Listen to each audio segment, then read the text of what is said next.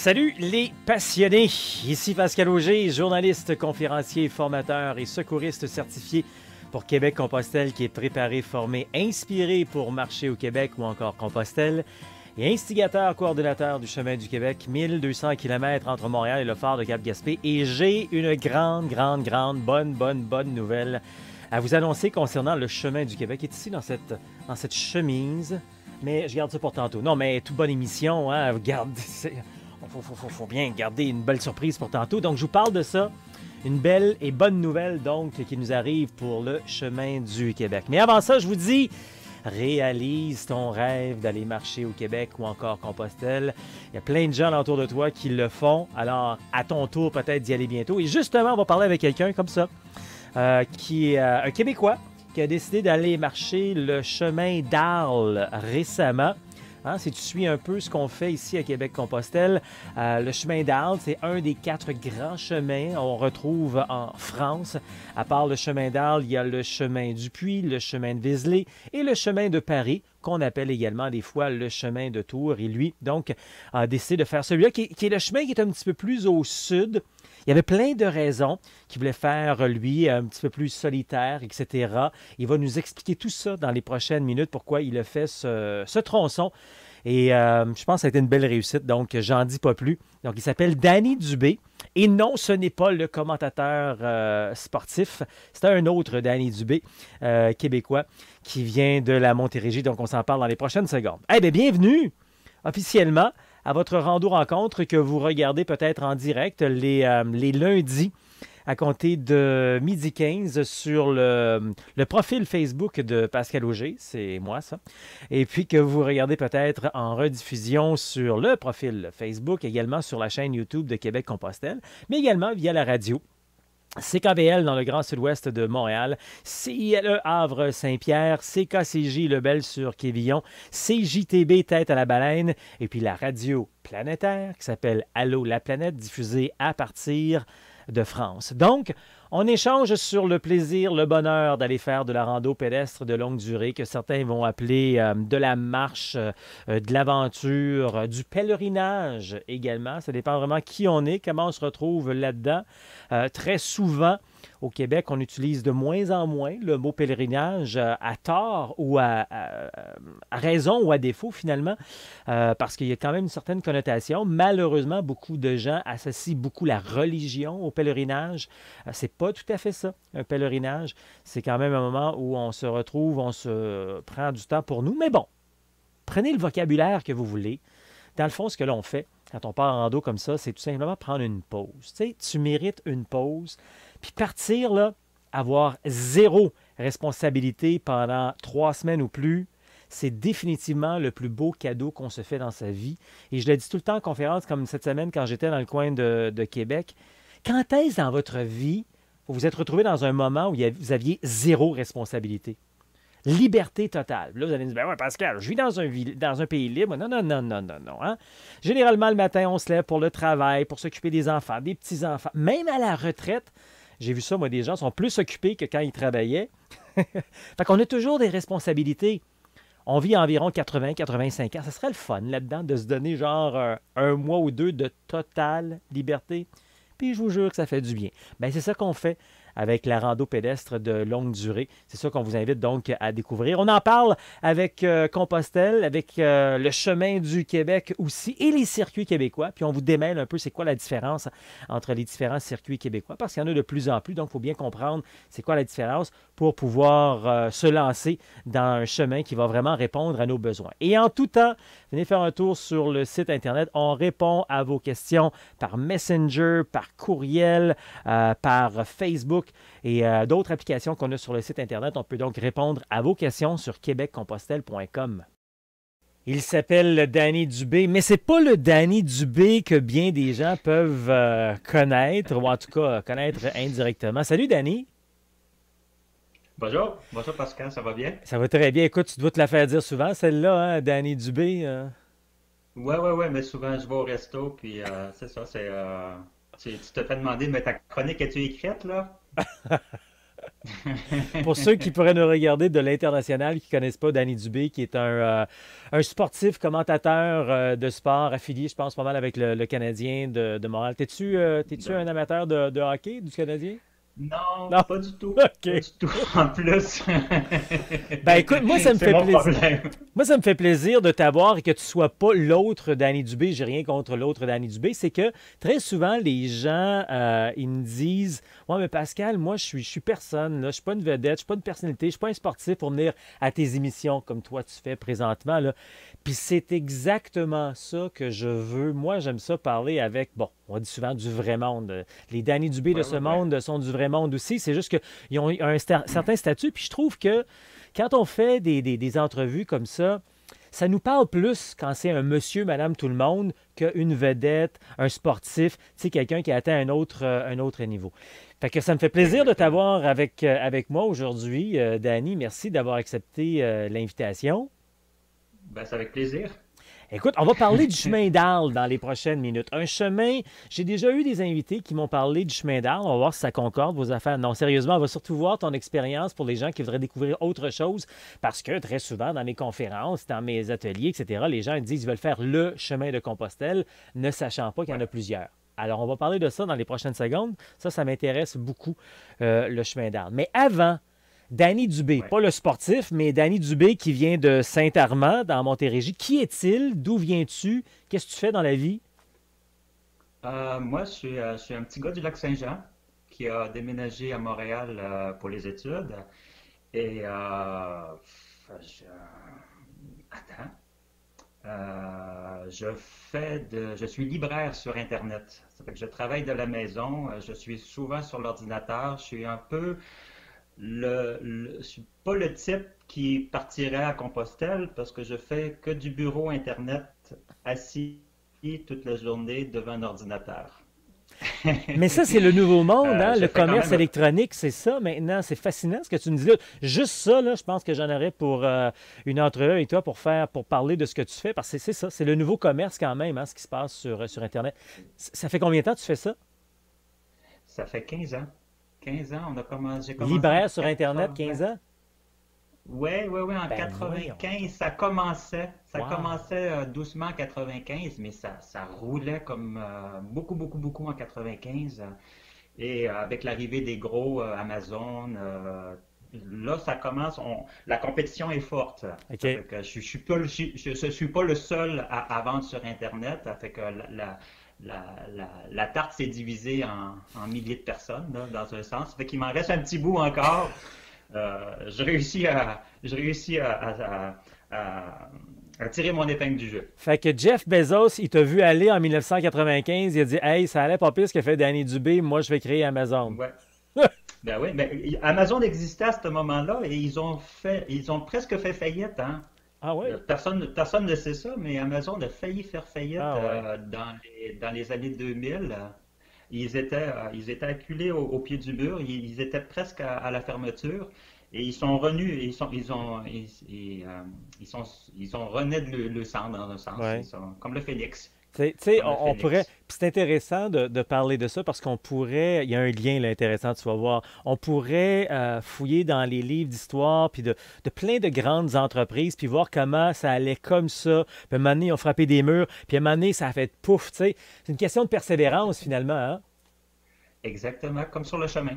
Dans un sens que faut pas que tu, On, faut pas que tu t'arrêtes au premier obstacle ouais, faut que tu continues. Faut pas que tu t'arrêtes au premier, au deuxième, au troisième. Tant qu'il y a de la vie, il y a Non, de l'espoir, comme on dit. Puis c'est la même exactement. chose pour une entreprise. C'est vraiment le fun. Puis on n'avait pas prévu ça, toi puis moi. Là, c'est pas arrangé avec le gars des vues. Là. Non, non, non, non. C'est intéressant de faire ce lien-là avec le chemin, comme tu as pu faire pour Compostelle. Bon, écoute, là, moi, j'ai toujours Ouais. mille et une questions. Je trouve ça fascinant de parler avec les gens comme ça. Dis-moi tout d'abord, c'est venu d'où ça dans ta vie, là, Compostelle? Ça faisait longtemps que tu voulais faire ça?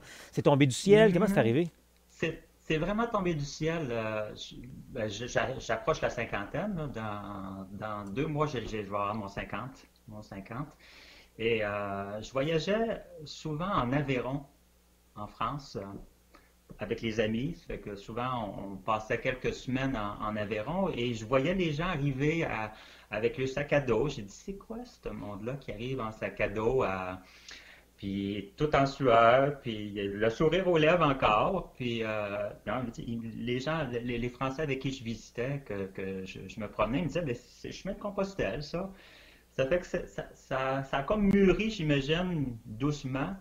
Et à un certain moment, il y a à peu près un an et demi, j'ai dit, il faut que tu fasses un changement dans ta vie.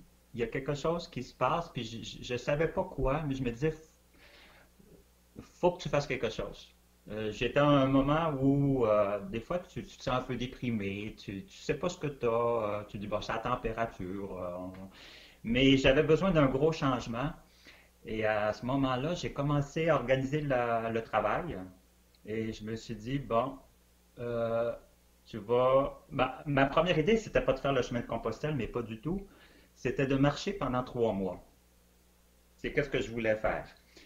Ma première idée, c'était de débarquer à Bordeaux, commencer à descendre vers le sud et de retourner vers l'est, vers Arles, dans un sens. Je pensais le faire à l'envers en commençant. Puis là, à force de parler avec des gens qui avaient fait le chemin de Compostelle, on m'a dit, ah, fais attention, des fois c'est un peu difficile de marcher à l'envers, de marcher dans l'autre sens. Je me dis, bon, mais ils ont peut-être raison. Ça fait que j'ai pris le billet pour Toulouse, en fin de compte. J'ai atterri, j'ai pris le train jusqu'à Arles. Et là, l'aventure a commencé, mais comme j'avais jamais marché avant. OK. Donc, si je Jamais, comprends bien, tu es jamais. arrivé à un moment dans ta vie où tu avais besoin d'une pause. Tu méritais une pause. Ouais, ouais. Je voulais quelque chose de plus grand que moi un petit peu. Soit sortir de la coquille, te dépasser, euh, voir du pays dans un sens. C'est peut-être, je mets ça, la faute de la cinquantaine, là, peut-être. Mais au lieu d'aller courailler, je me suis dit, bon, va donc marcher à place. Écoute, ça peut être la faute de la quarantaine, la cinquantaine, la Ah, ouais, soixantaine, ouais, la ouais. retraite, le divorce, le nouveau contrat qui arrive. Écoute, il y a Ah, plein de fautes. On peut c'est blâmer ça ça. sur un paquet d'affaires. Mais tu as Ah voulu non, non, prendre, t'as voulu prendre une pause, tu as voulu prendre soin de toi, tu as voulu te prendre du ressourcer, tu recul. as voulu faire le point. C'est un peu ça, hein? Ah oui, oui, oui, oui, exactement. OK. Exactement. Chaque personne a sa raison, Ouais. dans un sens. Je pense que tu poserais la question à un millier de personnes qui ont fait le chemin de Compostelle, tu n'aurais jamais la même réponse pourquoi Ouais. qu'on le fait. Non. Dis-moi, pourquoi tu as choisi le chemin d'Arles? Euh, on m'avait dit que le Puy-en-Velay était un peu trop. Ben, il est pas un peu trop. Il est très marché. Mhm. Et j'avais besoin d'un moment de solitude et on m'a dit, ben, le chemin d'Arles, il est pratiquement pas marché. C'était vraiment l'aventure. Vraiment, je voulais avoir des moments de solitude, vraiment des très, très, très longs moments de solitude. Je les ai eus. J'ai pas couru après les gens quand je marchais, là, de toute façon, mais c'est comme tu te greffes avec des gens que, au premier contact, des fois au premier, euh, tu regardes une personne dans les yeux, tu dis, ah, mais, ok. Puis là, tu commences à jaser, puis ça se fait naturellement. Tu souhaites pas, mais ça arrive. Ça arrive tout seul et tu te laisses aller. Tu fais Ouais. confiance. Pour clarifier, juste pour les gens peut-être qui pourraient regarder ceci pour la première fois, il y a 4 grands chemins en France. Le chemin de Paris, qu'on appelle également le chemin de Tours, le chemin de Ouais. Vézelay, le chemin du Puy et le chemin le plus au sud, c'est le chemin d'Arles. Il y a plusieurs autres chemins à gauche et à droite, là, mais c'est les 4 grands chemins qui mènent en effet d'entonnoir vers le Camino Frances en Espagne qui va nous amener jusqu'à Compostelle, à Saint-Jacques de Compostelle.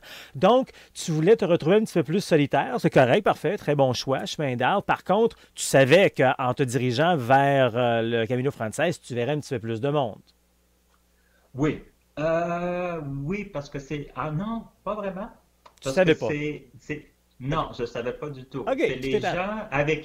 C'est les gens avec qui j'ai marché qui OK. m'ont dit, attends-toi à avoir une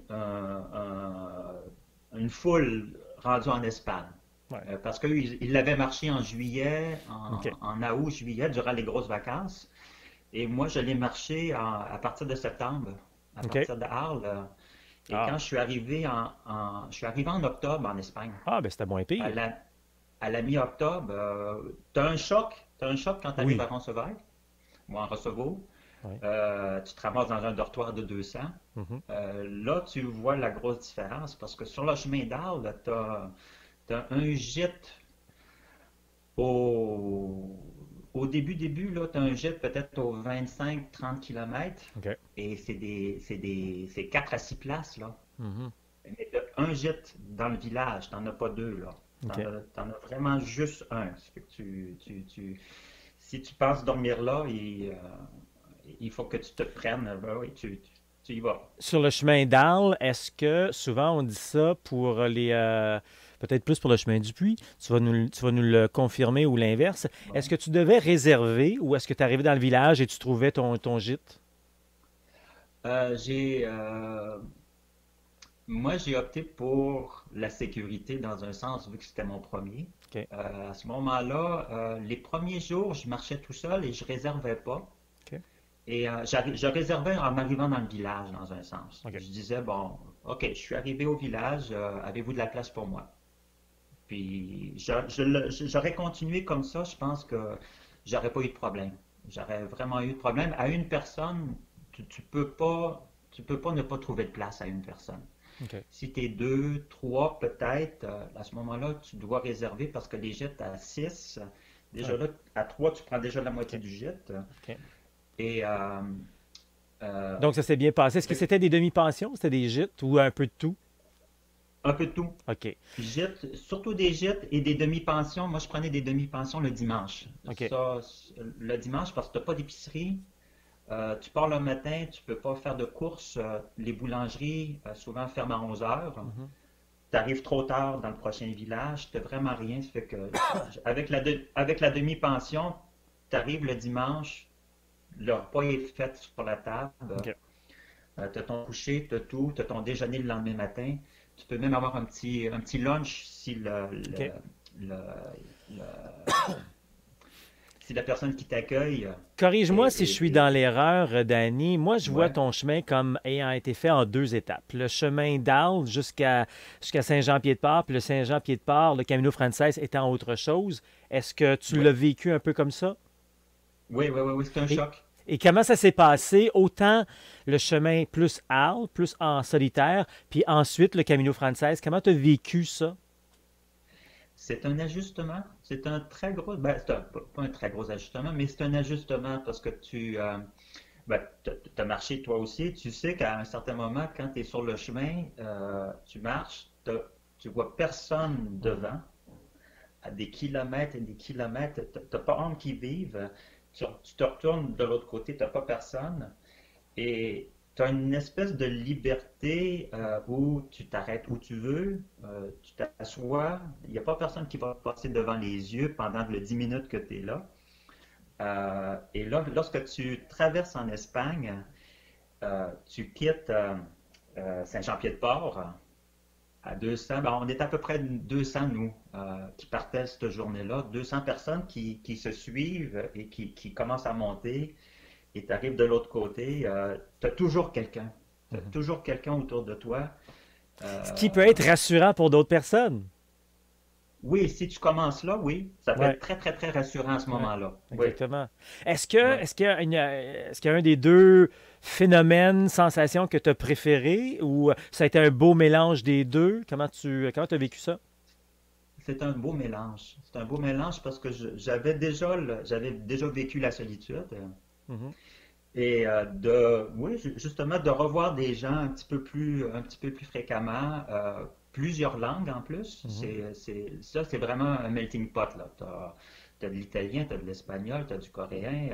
C'est toutes les langues, c'est international, c'est vraiment international. Arles, Arles, j'ai rencontré des Canadiens, mais surtout du côté canadien-anglais. Mhm. Alberta, Colombie-Britannique, mais pas de Québécois. Pas du tout de Québécois sur le chemin d'Arles OK. et beaucoup de Français. Beaucoup de Français, Français de France, là. OK. Donc, Mais, c'est un beau mélange, finalement. Tu as vécu dans ta bulle pendant un bon mois, puis ouais, ensuite, T'es revenu un petit peu doucement dans la civilisation, mais une civilisation plus douce quand même sur le chemin. Tu sais, c'est pas comme aller Ouais. visiter Paris, Madrid ou Barcelone, c'est autre chose, là. Non. On est sur un beat vraiment cool, relax, de partage et tout, là. Oui, oui, oui, oui, oui. Au niveau partage, ça c'est différent par contre. C'est vrai Mhm. que ça c'est le côté que j'ai pas que j'ai pas vécu sur le chemin en Espagne. OK. C'est le partage de se faire la bouffe ensemble, Ah oui. d'acheter. Bon, tu dis, t'arrives au jet, tu dis bon, ben, ok, on met chacun 3 euros. On va à l'épicerie, on s'achète la bouffe du soir, un peu pour le déjeuner, Mhm. et là tu fais le repas ensemble, tu fais la vaisselle. Ça, ça me manquait en Espagne. Ouais. Ça me Ben, manquait, mais j'ai rencontré. en, Mais en Espagne, on a tellement de restaurants sur le Camino Frances qu'à un moment donné, on a peut-être plus le goût de se faire de la nourriture, tu sais. ouais, ouais, ouais, ouais, ouais. Puis c'est ça qui est arrivé dans un sens. Ouais. C'était resto pas trop, puis c'est pas cher. C'est pas, ben, c'est pas abordable là, quand il faut que tu fasses un mois et demi de resto, mais ça reste que tu peux quand même trouver. Les villages sont plus vivants en Espagne. Mhm. Il y a plus d'épiceries. Si tu veux faire ton épicerie, ça, il y a pas de problème parce que tu n'as pas à chercher de midi à 14 heures. Tu vas passer dans un village, il va y avoir un resto, il va y avoir une épicerie. Tu peux te débrouiller facilement au niveau de la nourriture. T'es parti, Et les gels. t'es parti, t'avais besoin d'une pause, etc. Est-ce que tu peux dire que c'est mission accomplie? Oui, oui, mais ben, je suis parti 3 mois et t'as pas le goût de revenir, hein? Je sais pas si les autres ont la même sensation, mais quand tu reviens, tu, tu dis dans quoi tu vis, est-ce que tu peux réussir à réduire le rythme de vie que tu vis présentement avec le rythme? Est-ce qu'il y a- est-ce qu'il peut y avoir un compagnonnage des deux, là? Est-ce qu'on est capable à un certain niveau de dire, bon, OK, est-ce que je peux ramener un petit peu du compostage dans ma vie de tous les jours? C'est possible. Selon moi, c'est possible, mais quand tu arrives après 3 mois, puis tu débarques de l'avion, tu le vois pas du tout, ça. Selon moi, moi, je le voyais nullement, c'était impossible de pouvoir jumeler les deux. Est-ce que tu le fais C'est maintenant? venu. Est-ce que tu le vis? Est-ce que tu l'as transigé un peu dans ta vie de tous Ouais, les jours? ouais. Comment? Ouais, ouais, là, ben, les indices, les réponses te viennent comme sur le chemin aussi, hein, les réponses te viennent doucement. Quand je suis revenu en décembre, je voyais aucune solution. Puis les réponses sont venues graduellement. Euh, tu, tu te remontes, tu te reconstruis, tu fais ton ménage. Tu as un ménage à faire autour de toi de toute façon. Tu as un ménage, le ménage est fait dans ta tête un petit peu parce que tu t'es vidé, tu t'es vidé. Et là, tu commences à remplir les tiroirs un petit peu. Tu refais tes provisions rendues ici, puis là, tu es capable de gérer. Donc, Vraiment capable de gérer. c'était il y a un an ton voyage, hein, c'est ça? Ouais, ben, je marchais encore on est le 13 novembre. J'étais C'était presque rendu à Saint-Jacques. en J'étais novembre presque rendu. 2018, donc ça fait Ouais. même pas un an que tu es revenu. Laisse-moi te dire que ce que tu penses que tu as semé, que tu as, va grandir de plus en plus dans ta vie. Et à chaque année, ça va doubler et redoubler, puis tu vas le vivre. En tout cas, moi, je le vois comme ça. Ton prochain départ, c'est Ouais. quand? Ben, j'ai remarché cet été. Oui. J'ai remarché, j'ai fait avec un ami qui fait du Parkinson. Et on était parti pour faire le Piémont des Pyrénées à partir le Piémont à partir de Montpellier. Mais pour quelqu'un qui fait du Parkinson, c'était vraiment pas une bonne idée. Hmm, C'était vraiment pas une bonne idée. Les distances sont trop longues, OK. sont beaucoup trop grandes. Pour quelqu'un qui n'avait pas marché non plus, Mhm. ça fait qu'à à un moment donné, on a dû abandonner, prendre un train pour Carcassonne parce qu'on voulait absolument visiter Carcassonne. Puis on s'est dit, ben, on prend 2 jours. Moi, je vais réfléchir de mon côté pour une solution parce qu'on était quand même parti pour 21 jours. Ça fait que là, tu te dis, bon, qu'est-ce qu'on fait? T'as ton pack-sac sur le dos. Tu te dis, bon, on devait marcher.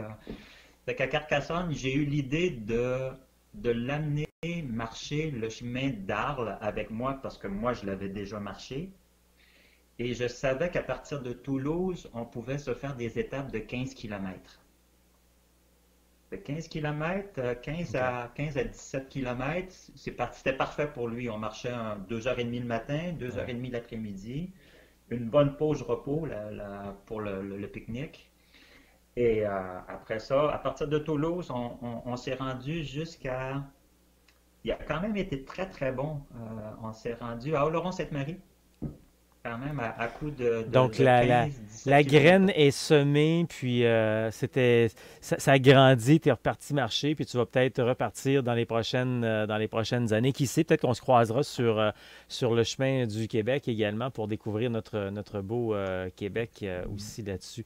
Ben, Danny, écoute, certain. fantastique d'avoir vu ce beau chemin que tu as fait, puis j'espère que tu pourras en vivre plein d'autres. Merci beaucoup. Ah, ben c'est gentil. Je te remercie, Pascal. Bon, on approche maintenant la fin de notre émission. En ouverture, si tu étais là, sinon, je te l'apprends. Je disais qu'on avait une grande, bonne, belle nouvelle pour le chemin du Québec. Et j'ai pas encore dévoilé. C'est dans cette petite enveloppe ici. Le chemin du Québec, j'en ai parlé un peu cette semaine quand j'ai fait une autre vidéo spécialement là-dessus. C'est un projet complètement fou qu'on a démarré il y a environ 2 ans, suite à bien des gens qui disaient hey, ça serait le fun d'avoir un genre de chemin à la Compostelle au Québec, ce qu'on n'a pas. Et à force de voir ça, puis comme je suis un amateur de plein air, de rando, etc., je me suis dit, ben, tiens, on va se lancer là-dedans. Un projet un peu fou, je l'avoue. Heureusement, il y a plein de gens qui se sont greffés là-dedans, qui ont donné un coup de main, à qui je dis un grand merci. Et grâce à notre travail de démarchage, de faire un chemin, de le tracer, de le corriger, de le visiter, de rencontrer des gens sur le chemin pour les sensibiliser à la rando comme ça, la rando communautaire, également trouver des hébergements. Ben voilà, qu'on aboutit maintenant officiellement avec le Chemin du Québec, qui est reconnu comme étant un OBNL. Donc, c'est lettre patente, un OBNL qui veut dire un organisme à but non lucratif. C'est fantastique, c'est majeur, c'est très important. On est très content de cette réalisation-là. C'est sûr qu'il y a des étapes. Le Chemin du Québec a à peine 2 ans comparé à 1200 ans quand on ose se comparer à Compostelle. Donc, on aura des étapes, mais ça va vraiment bien. On a déjà eu des voyageurs de l'international qui se sont pointés sur le chemin du Québec, de plus en plus de Québécois qui sont sur le chemin du Québec également. Alors, c'est le fun de voir cette reconnaissance. Donc, les lettres patentes du chemin du Québec est officiellement un OBNL. Maintenant, ça te tente là, d'aller marcher sur le chemin du Québec parce que tu veux découvrir ton Québec ou encore, tu dis, hey, moi, je me servais de ça comme tremplin pour aller à Compostelle. Fantastique, c'est possible. Comment on fait ça? Vraiment, la meilleure manière de commencer, là, peu importe où on est à travers le Québec, peu importe où on est à travers le monde, c'est de devenir membre de Québec-Compostelle. Automatiquement, tu as accès à 4 heures de préparation, formation en ligne. Encore, il y a quelques jours, j'ai quelqu'un qui m'écrivait, qui me disait « Hey, c'est fantastique, ça, c'est en ligne, j'ai pas besoin de me déplacer et tout. » Ben, c'est ça. Alors, peu importe où vous êtes, vous avez ces 4 heures-là. En plus, vous avez chaque rando d'un jour que l'on fait à travers l'année, puis il y en a plusieurs, il y en a entre 12 et 24 finalement, gratuitement, puis plein d'autres éléments également. Alors ça, tu deviens membre de Québec-Compostelle, c'est le membre aventurier, il y en a d'autres également si tu as besoin de plus d'informations, de plus de trucs, là. Alors tu vas faire un tour sur le chemin du... tu vas faire un tour sur le québeccompostelle.com et tu auras ces informations-là dans Deviens membre. Donc, c'est vraiment le meilleur point de départ. Et après ça, bien, ça va peut-être te tenter d'en savoir davantage, d'avoir une formation interactive sur place avec d'autres personnes, poser des questions. Bien, là, tu pourras venir faire un week-end de formation rando. C'est une fin de semaine complète. Le samedi, c'est plus théorique-technique. Le dimanche, on fait une randonnée de 15 à 25 km pour tout mettre ça en pratique. Puis si tu aimes la piqûre et tout ça de plus en plus, ben, tu pourras venir faire un tour en rando séjour avec nous. Ça, c'est une semaine complète. On part différents secteurs. Puis là, c'est le temps de réserver, là. Tout est là disponible pour 2020. Les randos séjours sont disponibles à partir du mois de mars. On traverse le Québec au grand complet à une semaine par mois. Et après ça, peut-être par toi-même, tu vas dire « Hey, moi, je suis capable de faire ça tout seul. » Ben oui, pourquoi pas? C'est ce qu'on veut vraiment faire dans le fond. C'est un peu une des raisons d'être de Québec-Compostelle, c'est de vous aider à devenir autonome pour aller marcher sur le chemin du Québec ou encore vous préparer pour aller marcher sur l'un des chemins de Compostelle. Alors, pour avoir plus de détails là-dessus, tu vas faire un tour sur le site internet québeccompostelle.com. Tu vois l'onglet « Deviens membre ». Ou encore, pour les activités, tu vas faire un tour sur le calendrier. Tu vas voir tout ce qui s'en vient dans les prochaines semaines avec les week-ends, formations rando, etc. Donc, trouve ton atelier, trouve ton chemin. Vois les informations sur québeccompostelle.com. On est également sur Facebook, Instagram et YouTube. N'oublie pas également, c'est la période des fêtes qui s'en vient. Alors, offre-toi ou offre la santé en cadeau. Québec-Compostelle, ça marche.